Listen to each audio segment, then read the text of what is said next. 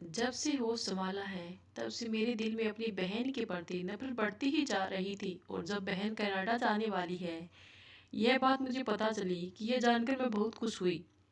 भैया से भी ज़्यादा खुशी मुझे हुई। जानती हो क्यों? अब मुझे उसके पुराने कपड़े जूते पहनने पड़ेंगे।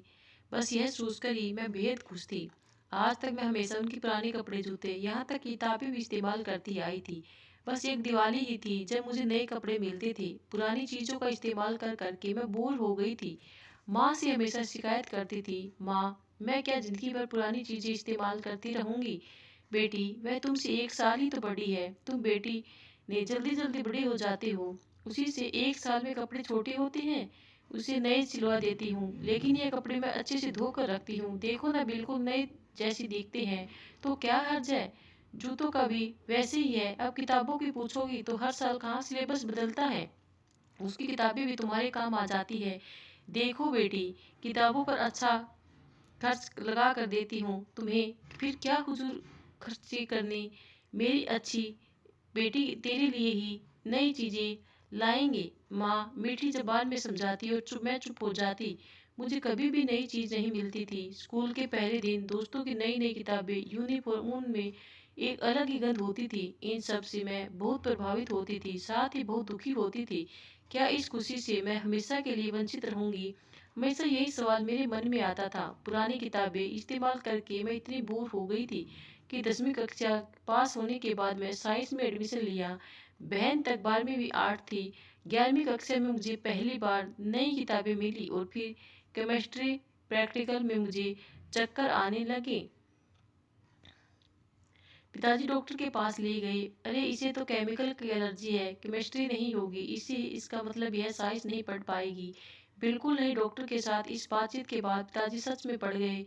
बीकॉम का तो स्कोप ही नहीं। फिर क्या मेरा भी एडमिशन आर्ट में कराया गया और फिर मैं उस सृष्टि में आ गई। बहन की पुरानी किताबें, गाइड्स, घर में सबसे छोटी होने के लिए मन में ही मन मम्मी पापा को पूछती रही। मम्मी ने आर्ट के बाद एमबीए किया और मैं पूरा करने में जुट गई। सोचा चलो पुरानी किताबों का झमेला तो खत्म हुआ। बीए पूरा होने के बाद बहन इंटरव्यू में एक मल्टीनेशनल कंपनी में चुनी गई। यही कंपनी उन्हें कनाडा भेज रही थी। बहन भी जोर जोर से तैयारी में लगी थी और मैं भी मदद कर रही थी कि वह कनाडा चली गई। समय के साथ मेरा भी पूरा हुआ। इंटरव्यू हॉल्स आने से लगे। माँ इंटरव्यू कोर्स आ रही हैं, सोचती हूँ कुछ नए कपड़े सिलवाऊँ। माँ ने बहन की अलमारी खोल कर दिखाई, देखो क्या कह रही थी। मैं समझ गई, मैं पहले ही इंटरव्यू के पास हो गई। मन खुश हुई और बोली, देखो बहन के कपड़े की वजह से पहले इंटरव्यू में नौकरी मिल गई। वह बड़ी खुश होगी। एक तो पुराने कपड़े, बहन के पैर पैर की बोर हो गई थी और माँ जले पर नमक छिड़क रही थी। क्या मेरी गुणवत्ता का कोई मोल नहीं? माँ के बहन की ओर झुकाव मुझे दिल ही दिल में खाई जा रहा था। फिर पहले ही सैलरी में कुछ अच्छे कपड़े खरीद कर मैं इस चक्रव्यूह को तोड़ा था और बहन के कपड़ों में अलमारी में लोक लगा कर रख दिए। मैं अपने लिए नई नई चीज खरीदने लग गई। बहन कनाडा में सेटल हो गई। अब उन्हें शादी के लिए उस शिक्षित संपन्न रिश्ते आ रहे थे। बहन के कहे अनुसार हम लड़के देखने जा रहे थे। आखिरकार हमने बहन के लिए 5 लड़के चुने। 1 महीने बाद बहन इंडिया लौटे। सब लड़कों से मिली और राहुल के साथ रिश्ता पक्का हो गया। राहुल ने बीकॉम किया था। माँ बाप की वह इकलौता बेटा था। उसके पिता बैंक मैनेजर थे। राहुल सुंदर और होशियार था। जीजू पसंद आया तुझे? बहन ने मुझे पूछा। क्यों नहीं, उसके सामने इसलिए इतना सुंदर और सुशील मेरा जीजू है। ऐसा जीजू किसको अच्छा नहीं लगेगा। जोड़ी तो खूब जमेगी आपकी। जल्दी ही सगाई हुई और 4 हफ्ते बाद शादी की तारीख तय हुई। सब खुशी से मगन थे। दोनों ओर शादी की शॉपिंग चल रही थी तो बहन ने मुझसे कहा, चल तू भी मेरे साथ शॉपिंग कर लेते हैं। सूट लेना है मुझे। मैं क्यों सूट लूं, शादी तो तुम्हारी है। तो आपको लेना है तो जीजू को लेकर जाओ ना। जीजू, ओ राहुल, यह क्या पुराने लोगों जैसी जीजू बुलाते हो? राहुल बुलाओ, इतना अच्छा नाम है तो उन्हें बताइए मुझे। राहुल नाम से बुलाए। वह को तुम दोनों बिना बताती उसे, लेकिन हम दोनों आज शॉपिंग करने जा रहे हैं। मॉडस्टर, हम शॉपिंग करने के लिए गए। उन्होंने मेरे लिए अपने जैसा सूट खरीद लिया। यह मेरे लिए सरप्राइज था। शादी के दिन पहले ही लहंगा चुन्नी भी दोनों की एक जैसी थी। बहन, शादी तुम्हारी है, मेरे लिए इन सब की क्या जरूरत थी? अरे तेरी भी तो जल्दी शादी होगी, उस वक्त जल्दबाजी नहीं होनी चाहिए। लगता है जब गर्म है आपकी पूरी तैयारी के साथ आई है। राहुल के लिए अमेरिकन डायमंड की चेन भी लेकर आई हूँ। मम्मी डैडी को भी शॉपिंग करवाने वाली हूँ। मेरे पुराने कपड़े तुझे पहनने पड़ते थे, चल आज तुझे खुश कर देती हूँ। हमें कहाँ मालूम है था कि यह कुछ 2 पल की ही थी है। बहन के लिए मैंने मन में कृतज्ञता की, कितने बड़े दिल की है बहन, उन्हें पूरा सहकार्य देने का मेरे मन ही मन प्रण कर लिया। हम सब खुशी के साथ साथ ही आसमान पर थे। तब नियति हम पर हंस रही थी। शादी का नजारा तो पूछो ही मत। बहन सोलह श्रृंगार करके मंडप में आई थी, सबकी नजरें उसी पर टिकी हुई थी। लड़के वालों ने शादी में कोई भी दहेज की मांग नहीं की थी। हम सब खुशी की लहर पर सवार थे। ऐसे में बुआ ने माँ को सलाह दी, भाभी बड़ी बेटी के लिए राहुल जमाई तो ले आई, पर सुमन के लिए भी अच्छा जमाई ले आओ। शादी के रस में चल रही थी। बीच बीच में दोनों की कानाफूसी चल रही थी। स्नेहा की मुस्कान देखकर लग रहा था मानो दोनों मेड ऑफ ईच अदर है। राहुल जैसा पति पाकर स्नेहा बहुत ही खुश थी। बहुत ही कम समय में वह सारे घर में घुल मिल गई थी। शादी के बाद सब रस्में पूरी कर नवे जोड़ा हनीमून के लिए गोवा रवाना हुए।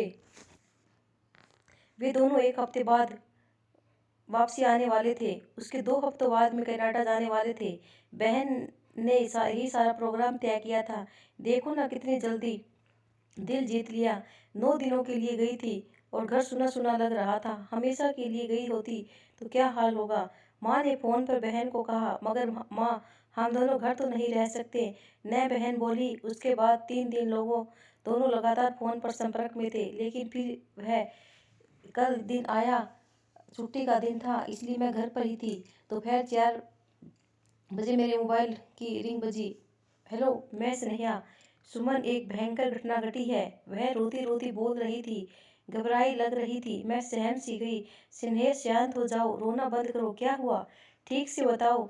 जीजू कैसे है? आप कहाँ से बोल रही हो? जीजू नहीं है। वह जोर से रोने लगी, इतना ऑर्डर से मैं अपना सिम सहम खो बैठी और जोर से चिल्लाई, नहीं मतलब हुआ क्या है? प्लीज जल्दी बताओ। मेरी टेंशन बढ़ती जा रही थी। पहले रोना बंद करो, अब तक कुछ विचित्र हुआ है। यह माँ बाबूजी के ध्यान में आ गया था। मैं भी हक के रह गई थी। सुमन, आपकी जीजू कनाडा चले गई हैं, वह धीरज के साथ बोली। वह सुमन 11 बजे कोडाइनल कनौल की टिकट निकालने के लिए बाहर गए थे और अभी तक वापस नहीं लौटे हैं। 3 दिन उधर रहकर दुबई वापस जाने का प्लान था। कुछ भी क्या बोल रही हो? आपको छोड़कर जीजू कैसे चले गए और आपने जाने कैसे दिया? सब डिटेल में बताओ, कुछ तो सॉल्यूशन निकालेंगे। हम सब तुम्हारे साथ है, चिंता मत करो। मगर हुआ क्या है यह तो बताओ, खुद को संभालो और बताओ क्या हुआ। वह धीरज के साथ फिर से बोली। वह सुबह 11 बजे कोडाइनल कनौल की टिकट निकालने के लिए बाहर गए। 3 दिन उधर रहकर दुबई वापस आने का प्लान था। अगर उन्हें आने में देर हुई तो खाना खाने को कह गए थे। मैंने 2 बजे तक उनका इंतजार किया। अब उनका मोबाइल स्विच ऑफ आ रहा है। खाना खाने की सोच ही रही थी तो रूम बॉय एक लिफाफा लेकर आया। मुझे लगा बिल होगा, खोल कर देखा। मैं कनाडा जा रहा हूँ ऐसी चिट्ठी में लिखा था और आपके जीजू ने नीचे साइन किया था। मेरे ऊपर मानो आसमान टूट पड़ा। बेहोशी होना बाकी था। फिर जैसे तैसे मैंने हिम्मत जुटा कर देखा तो मेरे गहने भी नहीं थे जो रात को मैं अलमारी में रखे थे। मेरे पास पैसे भी नहीं है। मैं बहुत ऐसा ही क्यों, क्या करूं मैं? अब पिताजी को भी नहीं बता सकती। वह फिर से रोने लगी। मैं भी अंदर से पूरी हिल गई थी। खुद को संभाल कर धीरज देना आवश्यक था। आपने अभी तक पिताजी को नहीं बताया, यह अच्छा किया। स्नेहा रो मत, आप अकेली नहीं हो। आपके ससुर को कैसे बताना है यह मैं देखता हूँ। बहुत कठिन समय है लेकिन कोई ना कोई हल जरूर निकालेंगे। आप होटल में ही रुको, कुछ खा लो। मैं सबसे बात करके उधर आपको लेने आती हूँ। आज रात नहीं तो सुबह तक हम लोग पहुँच ही जाएंगे। फोन रखती हूँ। माँ बाबूजी को सारी कहानी सुनाई। बाबूजी बहुत शर्मिंदा थे। मन तो फूट फूट कर रोने लगी। माँ बाबूजी, राहुल के पिता को कुछ नहीं मालूम है, उन्हें बताना चाहिए। मैं खुद जाकर बताती हूँ। मैं भी आती हूँ। नहीं बाबूजी, माँ अभी आने की स्थिति में नहीं है। उन्हें अकेला भी छोड़ना भी ठीक नहीं है। माँ अकेले ही वहाँ आती हूँ। कठिन लग रहा है लेकिन यह घड़ी मुझे ही संभालनी होगी, नहीं तो मैं दबे पाँव जीजू के घर गया। आओ बेटी, और आपकी बहन कब आ रही है? मैंने कहा नहीं, मैं किसी और काम से आपके यहाँ आई हूँ। हाँ बोलो, कुछ प्रॉब्लम है क्या? हाँ हाँ, बहुत कठिन समस्या है। जीजू कनाडा चले गए हैं क्या? लेकिन कल रात ही तो फ़ोन आया था, उसने तो कुछ नहीं कहा। जो अचानक कैसे तैयार किया? नहीं, वह अकेले ही चले गए और स्नेहा बोलते बोलते रुक गई और फिर मैंने उन्हें सारी बात बताई। दोस्तों, ये वीडियो कैसी लगी कमेंट करके ज़रूर बताना और हमारे चैनल को लाइक शेयर और सब्सक्राइब ज़रूर करना। धन्यवाद।